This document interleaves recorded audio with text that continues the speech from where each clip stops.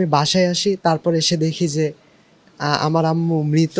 আর আ এই পুরো প্রক্রিয়াটা, অর্থাৎ গেস্ট রুমের গ্রিল কেটে খুনি বালিশ চাপা দিয়ে হত্যা করে, অর্থাৎ শ্বাসরোধ করে। না, আমি দেখিনি, আমি দেখিনি।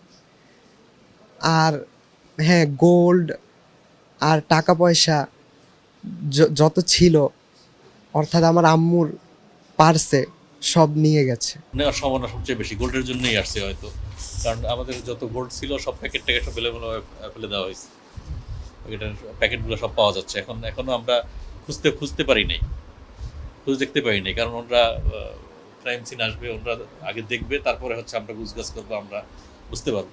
আমার সন্দেহ তালিকায় কেউ নেই, কেন আমার বাসায় বিষয়টা আসা পড়ে না।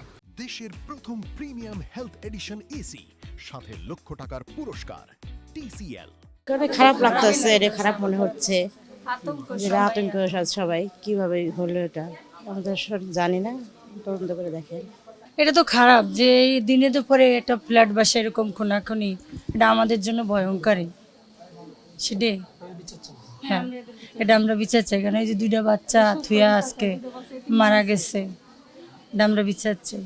হ্যাঁ, এটার জন্য মনে করেন যে আমরা সুষ্ঠু বিচার চাই, কারণ এটা একটা অন্যায়, এটা একটা অন্যায় হয়েছে, কারণ আমরা এটার সুষ্ঠু বিচার চাই। আমরা চাই এটা সুষ্ঠু বিচার চাই আমরা। এটা আমাদের এলাকার জন্য খুব ভয়াবহ একটা, কারণ আজ এ বাসা হয়েছে, কাল আমাদের বাসায় হতে পারে।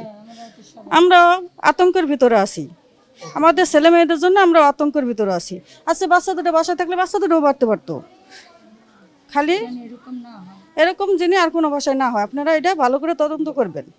আমরাও যে 4:30টার দিকে জানতে পারছি যে এখানে কিছু একটা হয়েছে, সংবাদ পেয়ে পরবর্তীতে আমরা এখানে আসছি। এসে দেখি যে এখানে ওই যে ডেড বডি এভাবে আছে, তার হাজব্যান্ড এবং তার এই যে ছোট মেয়ে এখানে আছে। পরবর্তীতে আমরা ঘটনার বিস্তারিত তার কাছ থেকে শুনি যে উনি অফিসে চলে গেছিল, এই যে হ্যাঁ ডিসিস্টের হাজব্যান্ড, হ্যাঁ উনি অফিসে ছিল এবং ওনার মেয়ে ছিল স্কুলে।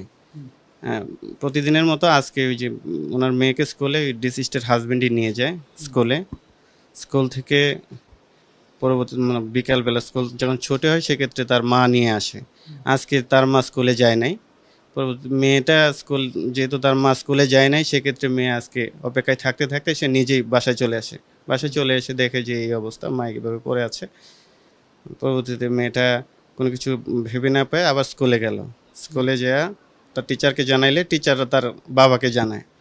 পরবর্তীতে তার বাবা আসার পরে এই অবস্থা দেখে আর কি। দরজা খোলাই ছিল, তবে ওইভাবে আমরা স্পেসিফিক এখনো জিনিসটা বলতে পারতেছি না। আমরা এটা ইনভেস্টিগেশন চলমান আছে, আমরা সিআইডি ক্রাইম সিনকে অবহিত করেছি, তারা আসতেছে।